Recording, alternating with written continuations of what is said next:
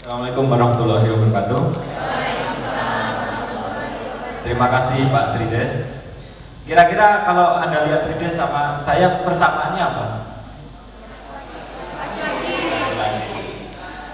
Selain itu,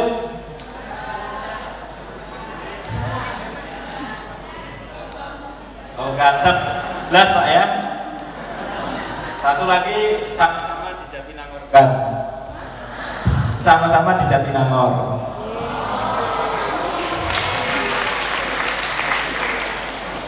Jadi nanti kalau di Jatinangor tenang aja, sering saya sama Pak Trides. Jadi beliau kan tadi dibilang kepala UPT Asrama untuk Jatinangor dan sekitarnya. Saya ketua program studi kewirausahaan, tempatnya Jatinangor juga. Baik, tadi udah dikenalin ya, nama saya Wawan Dewakto. Waktu kecil biasa dipanggil Mas Wawan karena orang Jawa Timur. Terus waktu SMA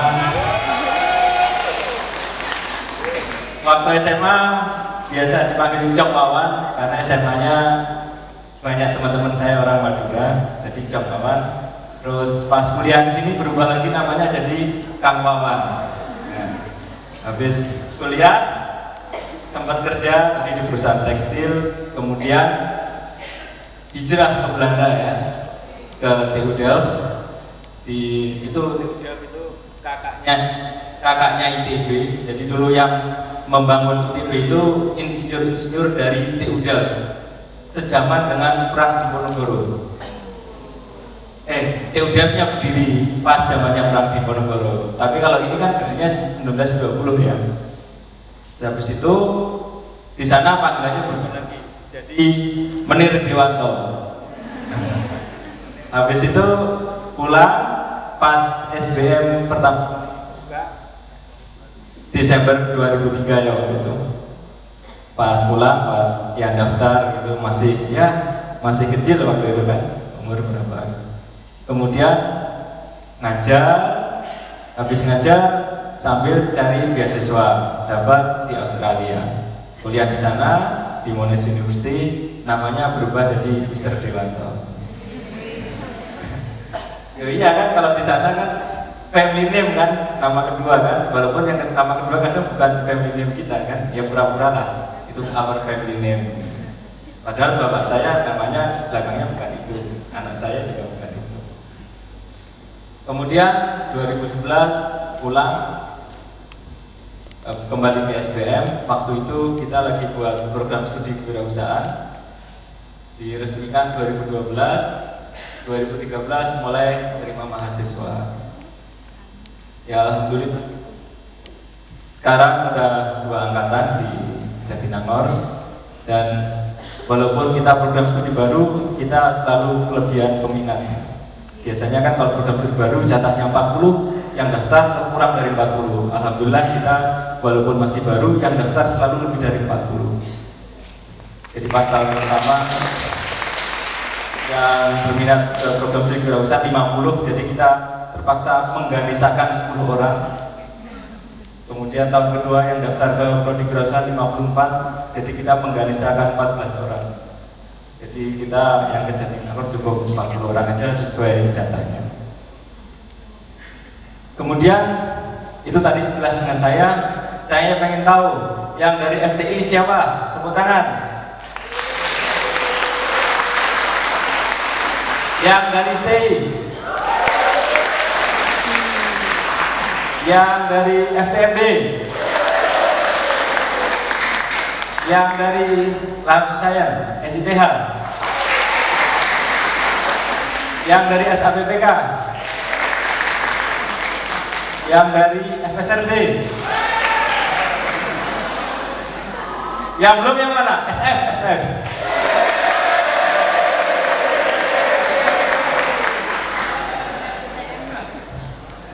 Yang belum mana lagi? FTSL.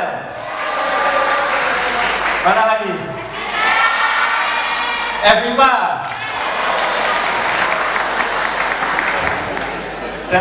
Dari mana? FTTM.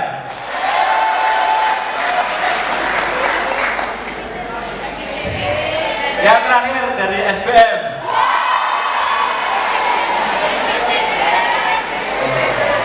Oh ya, karena kita di ITB berarti yang belum FITB. Ada lagi yang lewat? Yang TTB?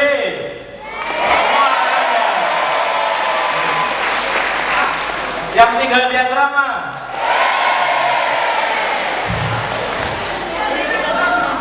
Yang tinggal di Jatinangor?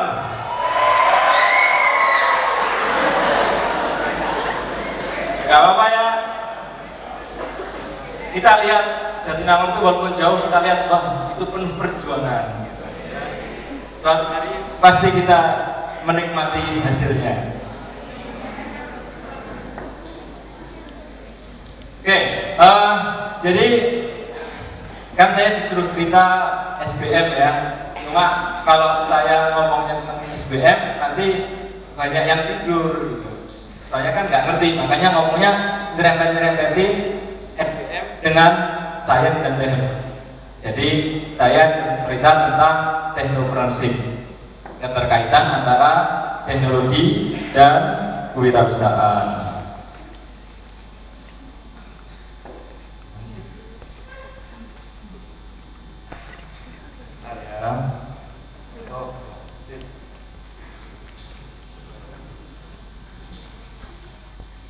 Oke, tentang tantangan ekonomi Indonesia.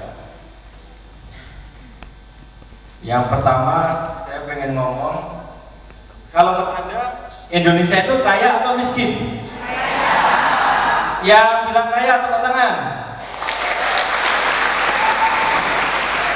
Yang bilang Indonesia negara miskin tepuk tangan.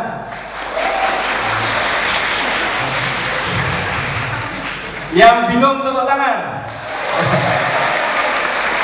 Oh, bukan bingung, yang galau ya. Yang galau siapa? Yang galau tepuk tangan. Bingung kan?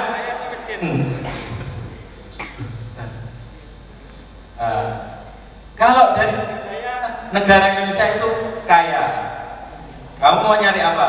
Nyari beras ada, nyari jagung ada. Nyari apa yang nggak ada? Nyari minyak ada kan? Benar kan dari FTTF minyak banyak kan? FTTF benar banyak kan? Yang dari STH kan hasil hutan banyak.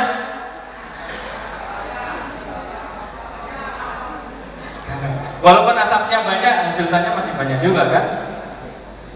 Jadi kalau kita lihat kelapa sawit kita nomor 1, hasil hutan kita kayu-kayu nomor 1, karet nomor 2, kakao nomor 2, udang nomor 4, kopi nomor 4. Kalau dari sumber daya alam kita oke punya. Tapi kalau kita ngomong tentang kondisi ekonomi, maka kita belum masuk menjadi negara maju. Masih beranjak dari negara yang miskin ke negara yang middle. Jadi kalau dibilang miskin enggak juga, Afrika lebih miskin gitu kan. Jadi masih ada yang ada di bawah kita. Tapi yang lebih maju juga banyak. Jadi paling enggak kita harus bisa menyeimbangkan. Jangan sampai Anda minder gitu. Jadi kan enggak lucu kalau Anda ketemu orang dari Timur Leste terus minder gitu, enggak lucu. Atau tahun depan kan mau masyarakat ekonomi Asia, tahu kan? Konsekuensinya apa? Itu tantangan atau peluang? Yang bilang peluang tepuk tangan. Yang bilang tantangan tepuk tangan. Yang galau? Yang melihat sebagai ancaman? Jadi itu ancaman kalau peluang. Kenapa ada peluang? Bayangkan, Anda mau lulus tahun berapa?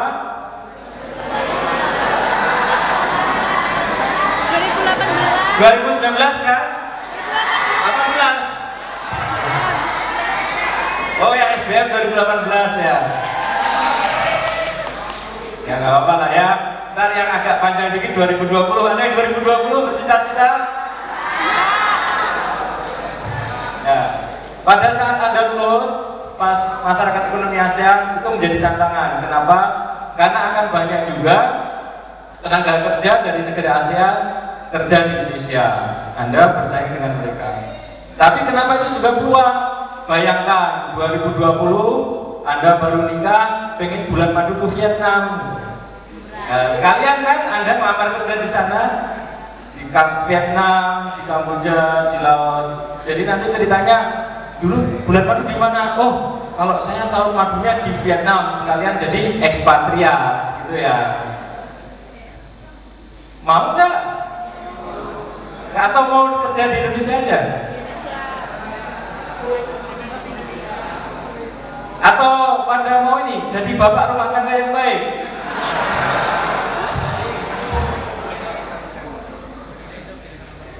Ya siapa tahu kan ya. Indonesia kaya, tapi kalau kita ngomong ekonomi, sejak zamannya presidennya Habibie, kemudian berikutnya siapa? Gus Dur, terus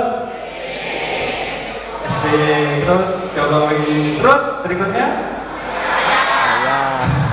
nah itu kan kalau ditanya Pak Menteri Ekonomi gimana kondisi ekonomi?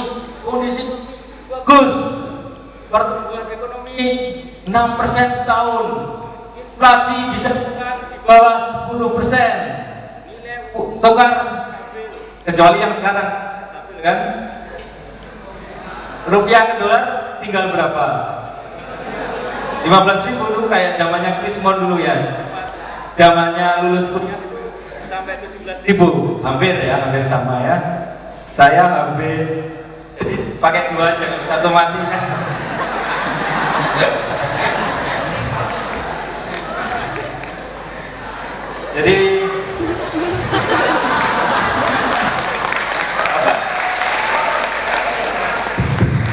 Jadi pas saya zaman lulus kuliah itu ya pas zamannya reformasi kan dolar 17.000.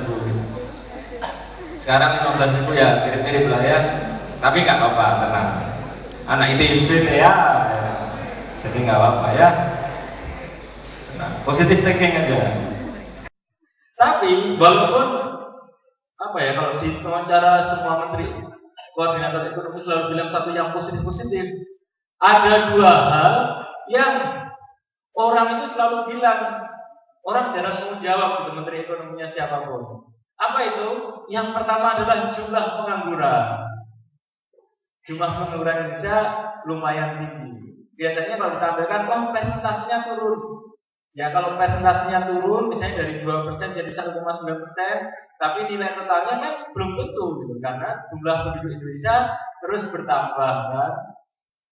Belum lagi nanti kan kalau habis lulus Anda nikah punya anak nambah kan 500, misalnya 500 mahasiswa kan, pengen punya anak berapa nanti? 2 ya, misalnya 2 gitu. Udah nambah jadi 1.000 kan. Ya nggak apa-apa kan, kita kan nggak pas, tapi ngomong future kan, pikirin dari sekarang kan. Siapa tahu kan Anda ketemu jodoh di ruangan ini gitu.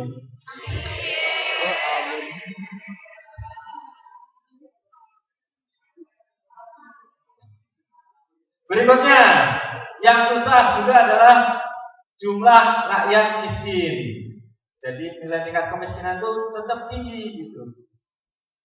Ini udah ikut SKM belum? Udah belajar lagu Kampusku atau Mentari? Oh belum ya, nanti aja deh kalau itu. Sekarang kuliah umum ya, bukan belajar lagu Mentari atau Kampusku. Oke. Jadi kayak gitu ya, kemiskinan masih tinggi, pengangguran tinggi. Salah satu solusinya apa? Salah solusinya kewirausahaan. Dengan kewirausahaan, otomatis dia nggak harus mulai kerja, dia bisa langsung buka bisnis. Kemudian dia bisa membuka lapangan kerja untuk orang lain. Tapi tentu jangan dibayangin gitu, bahwa awalnya gampang, belum tentu. Mungkin nanti pas pertama kali buat bisnis, Anda CEO merangkap sekretaris, merangkap office boy. Karyawan kan, jadi melakukan semuanya sendiri kalau awal-awal. Kecuali kalau pas lulus dapat calon mertua yang pengusaha, langsung itu bisnisnya langsung gede kan. Tapi kalau enggak, Anda mulai dari awal. Padahal kata orang, kalau negara itu mau bagus, komposisinya sekitar 2% harus entrepreneur, katanya. Tadi itu sekilas tentang kewirausahaan. Kemudian tentang teknologi. Jadi kenapa sih kita membangun teknologi? Kan bukan sekedar karena kita di TB maka kita membangun teknologi. Kan bukan sekedar itu. Tapi kita percaya bahwa dengan teknologi kehidupan akan lebih baik. Betul. Kalau yang gambar atas ini kira-kira kerjanya jurusan apa? Sipil, FTSL ya. Kalau yang bawah kerja jurusan apa?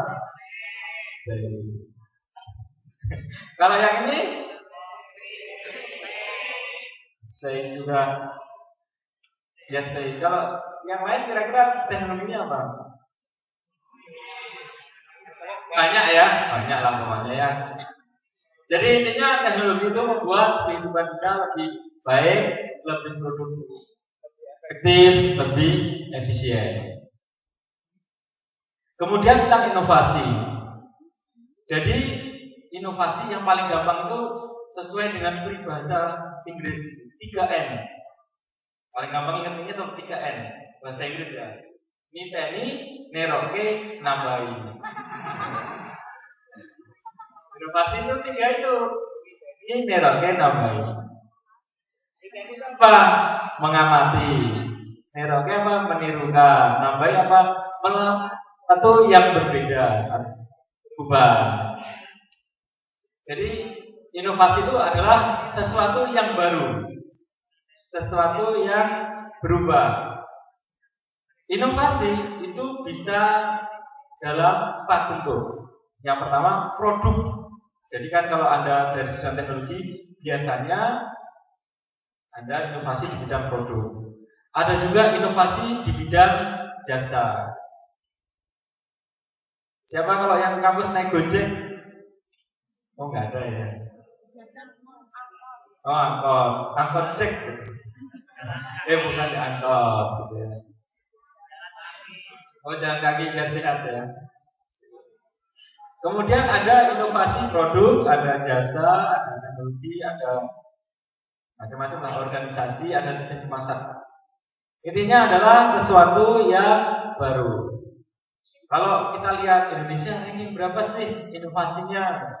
Sementara ini rankingnya ranking 50. Ya itu. Kalau misalnya Anda untuk memotivasi Anda kan gini ya prinsipnya. Kita jangan selalu merasa di atas, jangan merasa selalu di bawah. Kadang lihat di atas boleh, lihat di bawah boleh. Kalau kita lagi pengen memacu diri, kita lihat di atas. Kita nomor 50, masih ada yang nomor 1, ya kita harus kejar. Tapi kalau misalnya kita lagi terpuruk, kita harus menghibur diri. Oh, masih ada yang nomor 100, kita nomor 50, alhamdulillah. Ya. Ya gitu, nanti ini udah menjurus belum? Nanti setahun dari sana kan kalau misalnya sukses gimana? Kalau misalnya sukses sesuai dengan pilihan jurusannya gimana? Alhamdulillah. Kalau tidak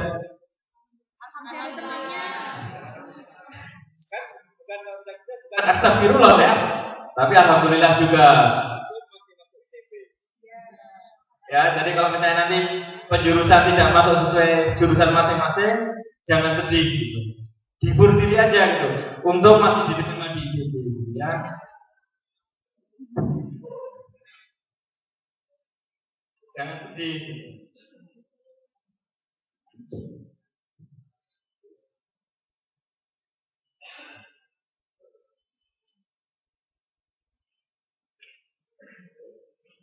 Kemudian kalau ngomong kewirausahaan biasanya unsur-unsurnya itu orangnya benar. Kemudian berkaitan dengan pengambilan risiko. Kemudian penuh dengan ketidakpastian. Kenapa penuh risiko? Ya kan kalau misalnya nanti Anda kerja, setiap bulan dapat gaji. Kalau misalnya jadi entrepreneur, kan setiap bulan harus gaji. Jadi harus mikirin nanti karyawannya dikasih makan apa. Jadi di sini ada 3 poin utama. Yang pertama adalah kesempatan atau peluang. Kira-kira pasar butuh apa? Kalau misalnya lagi banjir, kira-kira peluang bisnisnya apa? Perahu karet ya. Kalau misalnya gunung meletus, peluang bisnisnya? Kalau misalnya apa lagi? Kalau misalnya banyak sampah, peluang bisnisnya apa?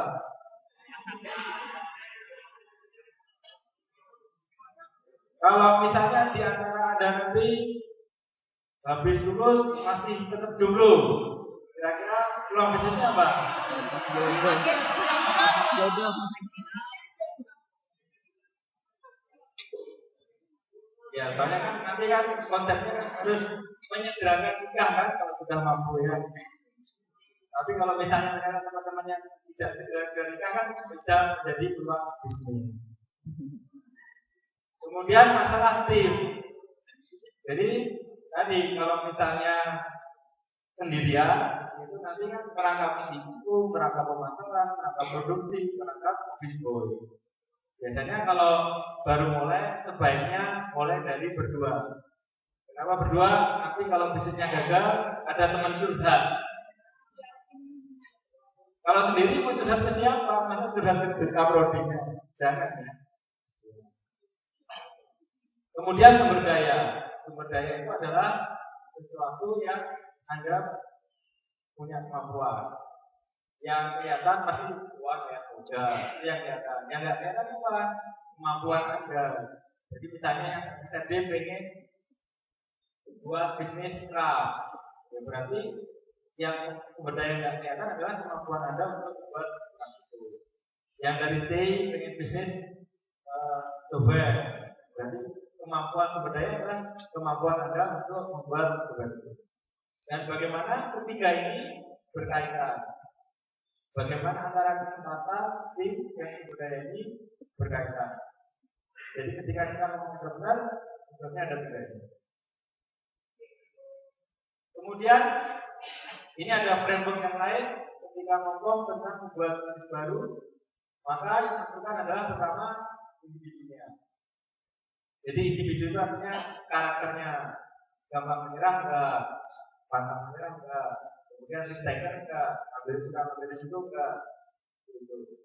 Kemudian organisasi adalah bagaimana nanti dia mengorganize. Kalau misalnya mendirikan perusahaan berdua, bertiga, bagi-bagi kerjanya gimana? Ya kalau yang gampang kan, misalnya kerjasama mahasiswa SBM sama STI buat bisnis bareng, berarti kan sudah jelas.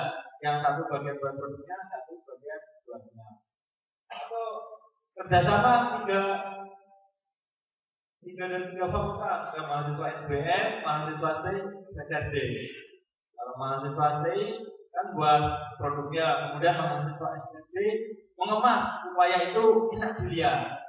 Nanti bagian SBM, bagian jual, seperti itu. Pembagian organisasi. Yang berdaya tadi bisa bentuknya uang, tangible yang kelihatan, bisa yang sifatnya tangible atau tidak kelihatan. Hambatan lingkungan itu seringnya adalah dari lingkungan sekitar. Kenapa yang akhirnya misalnya program studi kewirausahaan memilih dipisah antara manajemen dan kewirausahaan? Karena kalau misalnya dicampur itu khawatir misalnya mayoritas temannya pengen kerja, akhirnya dia terpengaruh pengen kerja. Jadi nanti orang yang mau pengen kerja dari perusahaan itu masuk manajemen, yang pengen bisnis masuk di kewirausahaan.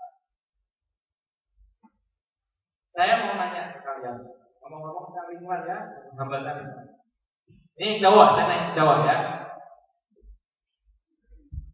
Kalau misalnya lulus 2020, siap nikah nggak? Kan enggak. Kalau di sini lulus 2019 siap nikah nggak? Belum siap. Ya, nanya yang siap aja deh kalau gitu ya. Kalau misalnya udah siap, kira-kira calon mertua Anda akan nanya, "Nak, kamu berani melamar anak saya? Kamu kerja di mana?" Atau nanya, "Nak, kamu bisnis apa?"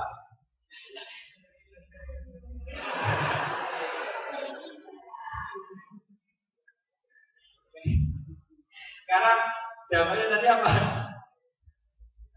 Kan? Kerja di mana kan? Benar nggak? Ini 2019 siap dilamar nggak?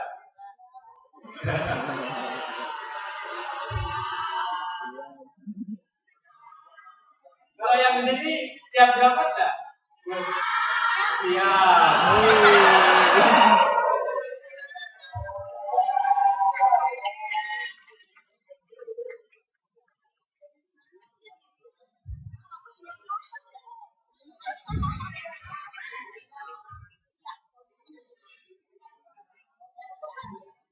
Kira-kira Bapak Anda atau Ibu Anda nanyanya ke calon suami Anda kerja di mana atau bisnis apa?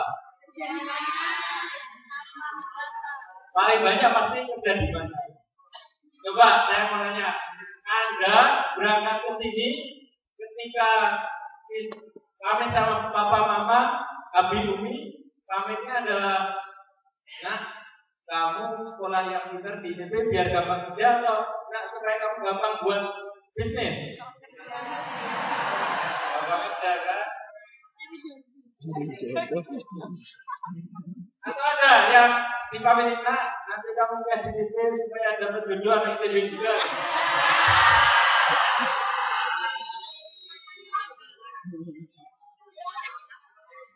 Coba tanya Pak Trides ya.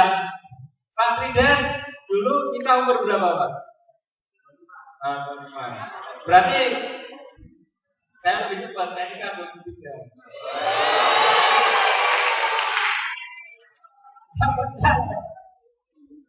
Saya itu lulus dulu agak molor dikit, lulusnya bulan Februari 2000. Hari ini saya hari Sabtu ya, sebenarnya Sabtu kalau misalnya.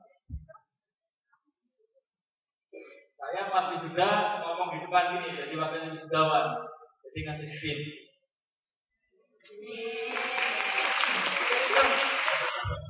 Dan apa yang terjadi? Saya grogi.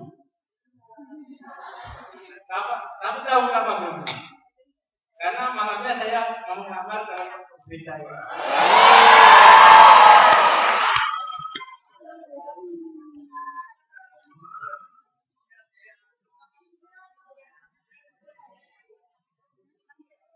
Alumni ITB juga. Dari tadi itu malas nggak ada yang kasih. Saya 4 tahun lagi ya, jangan sekarang. Tunggu lulus.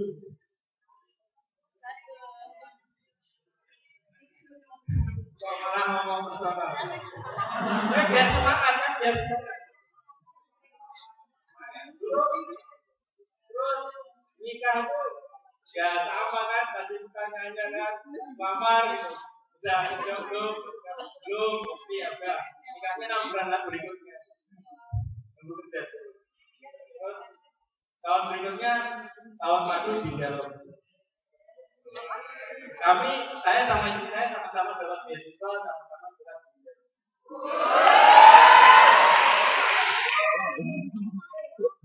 Jadi biar sekarang gitu loh. Kamu visinya dari sekarang. Gitu. Kalau kamu pengen nanti, wah, apa kayak pahlawan, nanti bulan madu di Eropa atau di Amerika.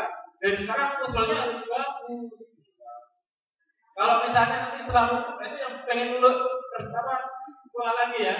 Kalau yang pengen kerja jadi ekspatriat, kalau saya nanti mau ekspatriat kerja di Vietnam atau Singapura atau Malaysia, bahasa Inggrisnya harus bagus gitu. Seperti itu. Gitu. Jadi nanti harus imbang antara jadi aktivis perpustakaan dengan aktivis di kampus center. Ketika aktivis perpustakaan belajar doang, kan? Jangan belajar doang, gitu. Harus aktif juga di KM atau di himpunan atau di unit diimbangi. Kenapa? Itu masa interpersonal. Jangan sampai tiap hari ngadep komputer aja, nggak pernah ngadep orang. Dan nanti materi bahasa Inggrisnya di mana? Bisa ikut forum, bisa. Jadi seperti itu ya. Jadi mimpi Anda 4 tahun lagi dimulai dari sekarang. Kalau misalnya baru lulus, baru belajar bahasa Inggris, terlambat. Kalau mau misalnya visinya nikah sama mahasiswa ITB yang orang Bandung belajar bahasa Indonesia ya jangan nanti dari sekarang. Apa? Serius, sekarang serius. Kemudian kita lihat kalau di Indonesia, kalau jumlahnya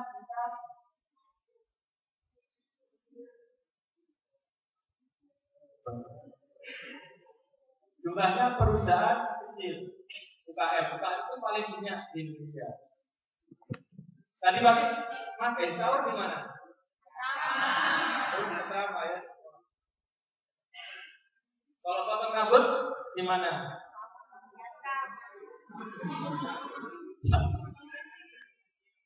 Bayangin misalnya di depan itu ada tukang lotek. Sekarang ya lihat ada tukang jual soto atau ayam goreng. Kira-kira 4 tahun lagi bisnis dia tetap seperti itu atau berubah? Oke, orangnya itu maksudnya sama. Oke, nanti dilihat ya ini sekarang bisnisnya gitu 4 tahun lagi gimana? Kalau misalnya ada cukur di Simpang, kan ada tukang cukur tuh. Kira-kira 4 tahun lagi tetap seperti itu atau berubah? Tapi kalau ada yang jadi Anda benar, kira-kira mau nggak tetap seperti itu selama 4 tahun? Seperti itu. Jadi harapannya ada istilah startup. Jadi kalau ada istilah UKM itu apa? Melihat bisnis berdasarkan jumlah karyawan atau ukuran bisnis. Jumlah karyawan kalau ukurannya karyawannya 5 kita sebut UKM. Tapi kalau startup itu melihat bisnis berdasarkan jangka waktu pendirian. Jadi misalnya kalau 2 tahun pertama itu kita sebut startup. Kalau sudah lebih kita sebut satu. Rata-rata kalau mahasiswa nanti buat usaha itu ya startup. Kenapa? Karena dia mulai dari yang kecil dengan harapan suatu saat jadi besar. Dan harapannya bisa kondisi yang tengah, medium. Oke, kemudian teknologi.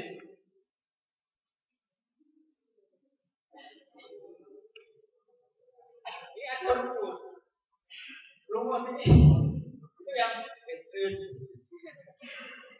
sekali. Bukan ngomong jodoh ya. Yang soal ini orang meraih Nobel ekonomi. Dia bilang J itu adalah ekonomi output atau diukur dengan GDP, gross domestic product. Jadi total nilai kekayaan sebuah negara.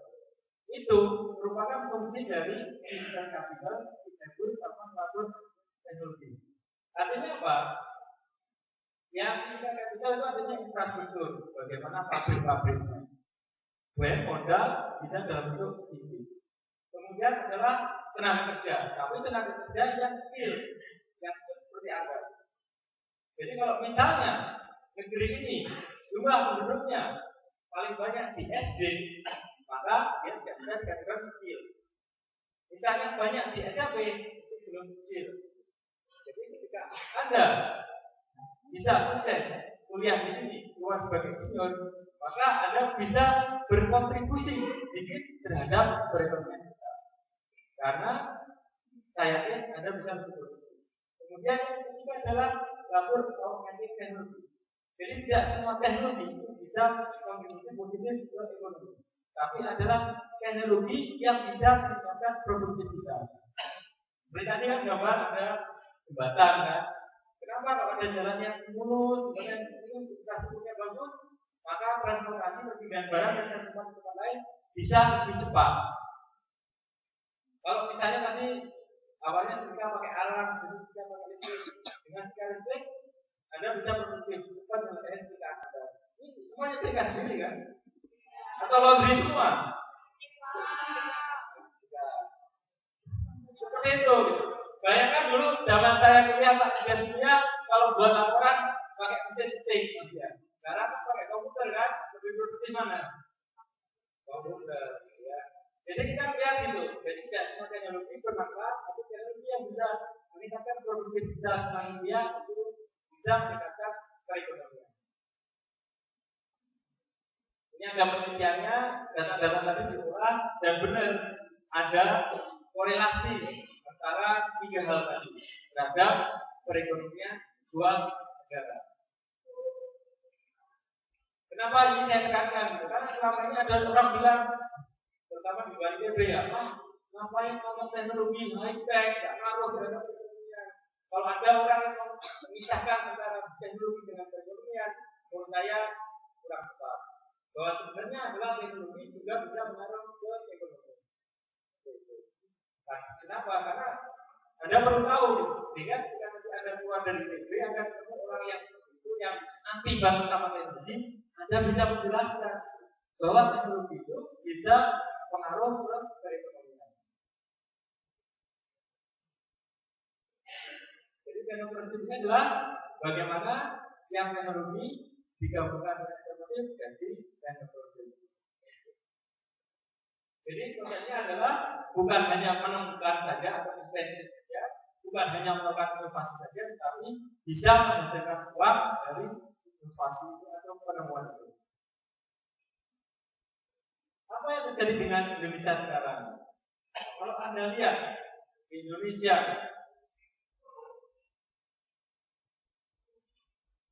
di sini HP-nya, smartphone-nya pakai apa?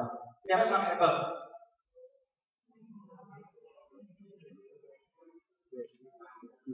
Nah, laptopnya pakai apa? Laptopnya pakai apa? Siapa yang Asus tepuk tangan? Yang Toshiba? Yang Lenovo? Yang PT Indonesia? Nggak ada. Kan?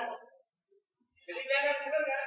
Jadi kita itu kan berkembang dari negara berbasis pertanian ini berbasis industri. Tapi masalahnya adalah R&D-nya masih kurang. Dan kebanyakan perusahaan-perusahaan asing itu menggunakan Indonesia sebagai pasar saja. Jadi kita hanya mengimpor, jadi mereka buat. Oleh karena itu, kebijakan yang baik adalah, tapi bukan berarti semua investasi buruk ya. Investasi asing itu ke Indonesia itu bisa bagus kalau hasil dari investasi itu diekspor balik ke negara lain. Jadi misalnya ada pabrik yang ekspor otomotif kan, ada yang bagus, dia investasi buat pabrik, sebagian dari mobil itu kita ekspor balik ke negara lain. Bagus kan? Karena itu meningkatkan pendapatan kita. Tapi kalau misalnya itu sekedar memenuhi dalam negeri, yang kemungkinan adalah keuntungannya dibawa balik ke negara asal. Dan hanya sedikit perusahaan Indonesia yang berbasis teknologi. Contoh, coba di sini yang merek Indonesia mana? Notebook, printer, isi tablet, hard disk. Ada nggak yang merek Indonesia? Ada. Polytron, itu Kudus. Ya. Polytron itu Kudus. Ya. Lumayan lah, ada kan? Kalau elektronik ada Polytron. Kalau otomotif ada apa?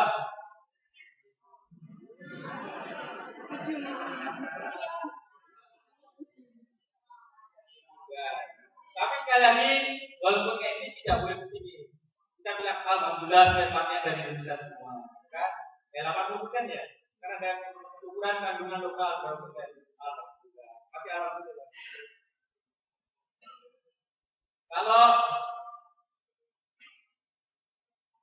Kalau tadi laptop, emang nggak ada laptop merek Indonesia, ada kan? Kalau smartphone, ada nggak merek Indonesia?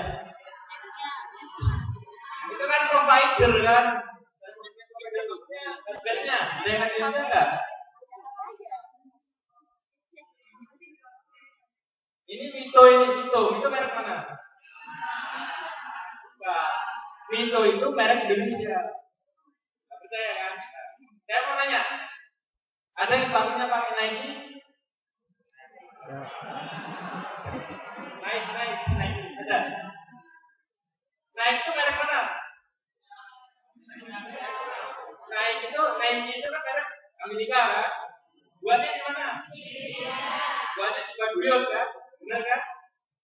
Kalau yang Mito ini mereknya Indonesia, buatnya di Cina.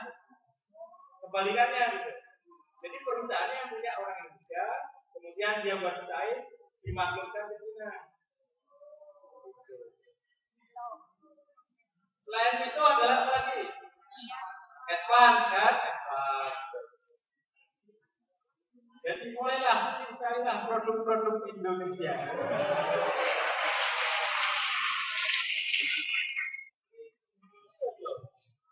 Kalau Anda aja nggak mau pakai yang buatan Indonesia, kan ada definisi kan? Kalau misalnya tadi Mito atau Advance itu kan brandnya brand Indonesia, made in-nya Cina. Kalau yang Toyota diekspor itu brandnya Jepang, dibuat di Kerawang. Nah, mulailah itu. Cintailah produk Indonesia. Saya kalau bukan Anda yang cinta, emang orang Malaysia mau pakai? Gak yakin saya. Jadi kalau misalnya Anda nanti saya lihat kan kapal-kapal calon orang kaya kan. Jadi kalau ada produk-produk Indonesia yang pakailah produk Indonesia. Saya nggak nyebut merek karena saya bukan sales merek tersebut ya. Tapi saya ingin Anda aware dengan itu. Kalau misalnya Anda sendiri tidak ada minat membeli produk-produk Indonesia, nggak mungkin orang lain juga membeli.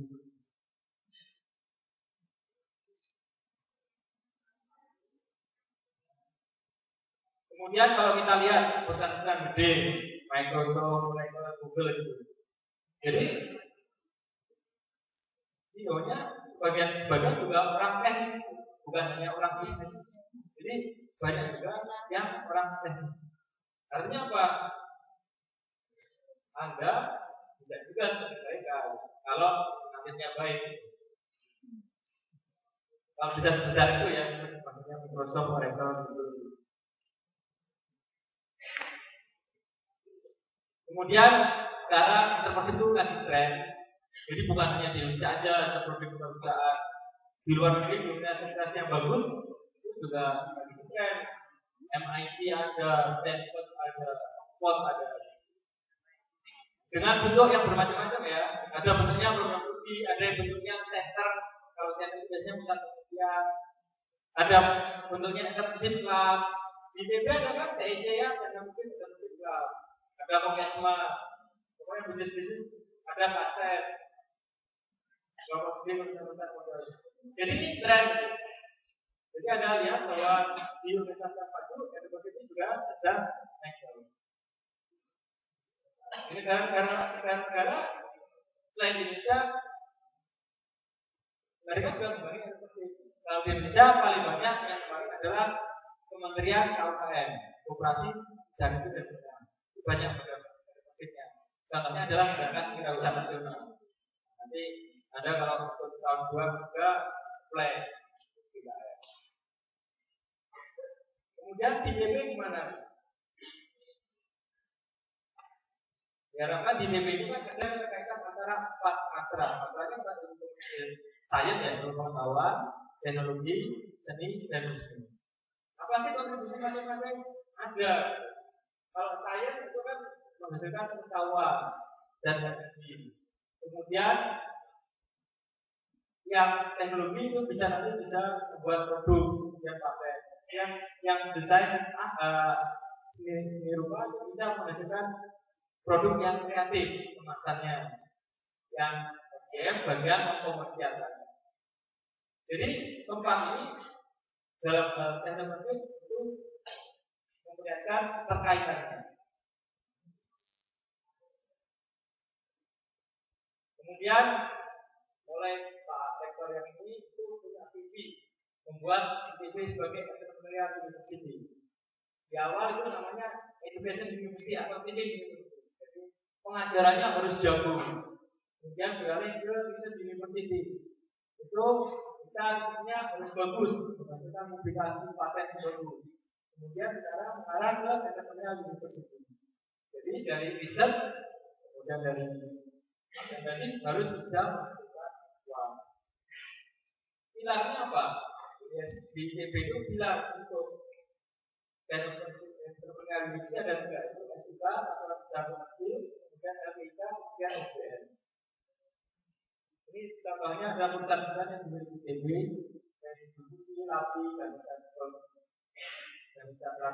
Rata-rata perusahaan-perusahaan milik ITB. Kemudian LPK, kantornya di depan itu sebelah situ, itu lembaga pengembangan informasi dan kewirausahaan. Jadi ada divisi inkubasi bisnis. Jadi nanti kalau misalnya Anda pengen konsultasi, pengen buat bisnis, itu bisa ke SBM, bisa ke LPK. Kalau untuk pengen ikut kuliah formal, ngambil mata kuliah, bisa ke SBM. Tapi kalau untuk pengen prinsip bisa ke LPK. Kemudian ada divisi HAKI, divisi HAKI itu untuk paten. Kemudian divisi pengembangan kewirausahaan itu ngadain pelatihan-pelatihan. Kemudian ada Menova. Ini masih inisiasi, jadi belum jadi Menova. Tapi yang inkubator, masih menurutnya itu sudah jalan di Amerika, tempatnya di seberang. Kemudian kalau di SBM seperti apa? Saat ini SBM itu punya 5 program studi, S1 manajemen, S1 kewirausahaan, MBA, kemudian MSM, sama DSM. Kalau misalnya nanti setelah lulus S1, kemudian Anda tergoda untuk jadi pengusaha, Anda bisa masuk MBA yang untuk MBA in Creative and Cultural Entrepreneurship atau Entrepreneurship. Kemudian di S1 itu juga ada program studi kewirausahaan. Di program studi kewirausahaan itu nanti mata kuliahnya terbuka untuk semua mahasiswa itu. Cuma ya mungkin harus mau kerja keras karena lokasinya jadi awal kan. Jadi kalau mau ngambil mata kuliah di prodi dasar boleh. Cuma kita tapi emang terbatas sih.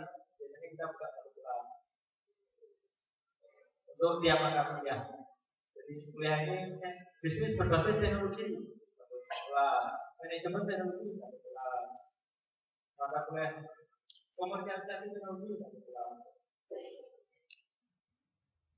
Kemudian selain pendidikan ini adalah riset-risetnya. Jadi ya kayak saya ini risetnya, wah kenapa sih banyak startup atau perusahaan yang gagal, apa yang berhasil.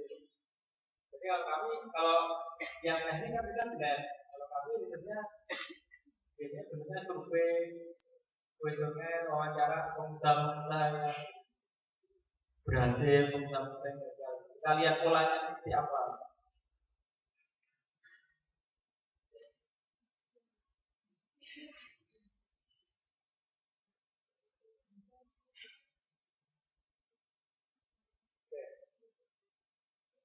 Kemudian kira-kira back to the future, kembali ke masa depan. Menurut penerawangan Anda, kira-kira 4 tahun dari sekarang Anda jadi apa? Ya jangan jawab jadi lulusan ITB Pak, ya semua lulusan lah, ya kan? Siapa yang saya paling kiri gitu, paling kiri itu jadi misalnya jadi menteri. Siapa yang 20 tahun lagi cita-cita menjadi menteri tepuk tangan?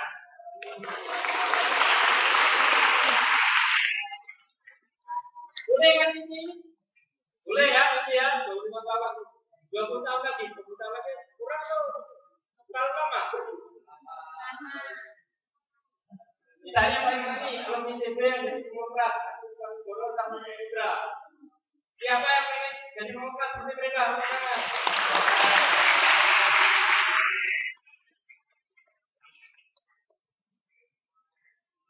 Misalnya, ini Karen Setiawan, mantan direktur Pertamina ya. Saya jadi Gunadu sedikit mandiri ya.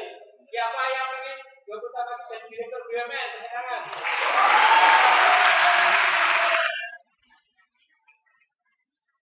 Ya, Bu Badian Sabana itu mantan direktur IDF.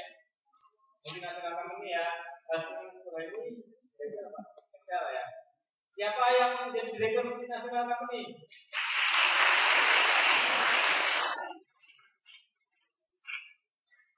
Ini kok ada yang biasa nanya tepuk tangan terus. Dan ada juga yang sama sekali nggak tepuk tangan. Yang nggak tepuk tangan mau jadi apa? Mau jadi bapak rumah tangga?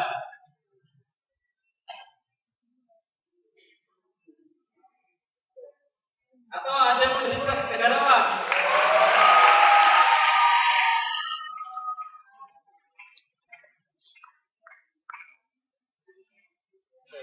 Sekarang belum sudah habis waktunya. Sekarang kamu tengok sebelah kanan. Udah tahu sebelah kanan siapa? Ingat? Sebelah kiri. Ingat nggak? Coba ya, 20 tahun lagi. Wah, nak, dulu saya itu duduk sebelahnya menteri itu loh.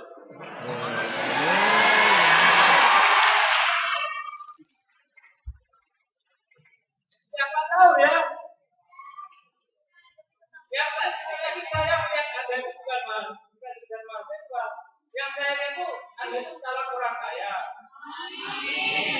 Ada yang calon menteri. Ada yang calon berat.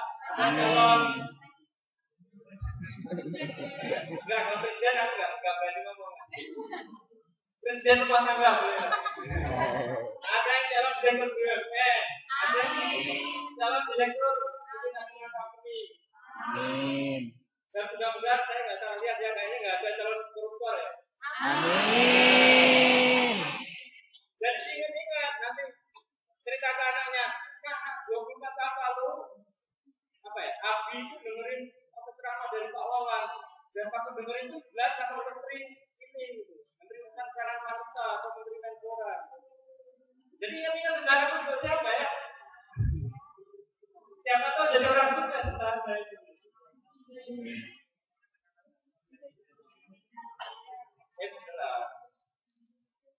Nah, tapi sekali lagi ketika Anda menjadi orang sukses itu langkah Anda mulai dari hari ini, mulai dari aula kelas.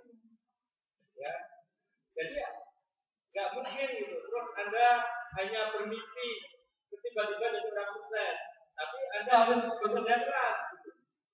Pertama tentu Anda kuliah yang benar, Anda menguasai profesi Anda. Nilai itu penting, tapi yang lebih penting lagi adalah bagaimana Anda profesional di bidang Anda, menguasai bidang Anda benar-benar. Selain itu, Anda bisa aktif di organisasi, di himpunan, di unit, karena itu memberikan nilai tambah kepada Anda. Nilai tambahnya macam-macam. Yaitu, saya siapa tahu nanti teman satu unit Anda itu kalau menteri kan, lumayan kan 20 tahun lagi ke bawah kan, ada. Siapa tahu teman kopi Anda itu jadi pemilik bisnis kafe. Siapa tahu teman game Anda jadi apa? Itu manfaatnya networking. Manfaat lagi adalah mengasah internasional. Jadi sekali lagi, pinter itu tidak cukup. Anda semua orang pinter. Apa ada di sini yang terakhir di sekolahnya? Yang terakhir di sekolahnya coba tepuk tangan. Gak ada kan? Yang satu di sekolahnya tepuk tangan. Berarti kan ada semua orang pinter kan? Dan pinter itu gak cukup. Harus ada di sini. Jangan sampai nanti.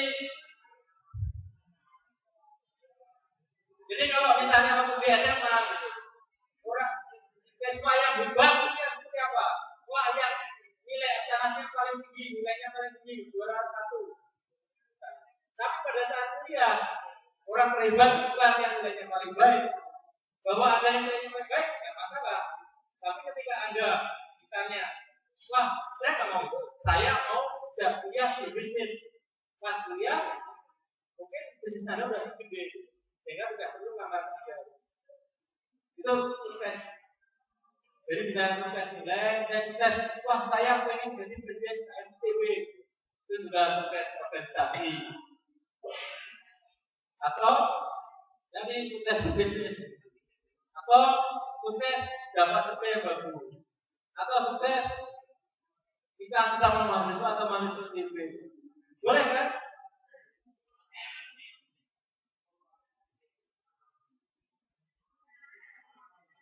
Saya dulu ya. Ini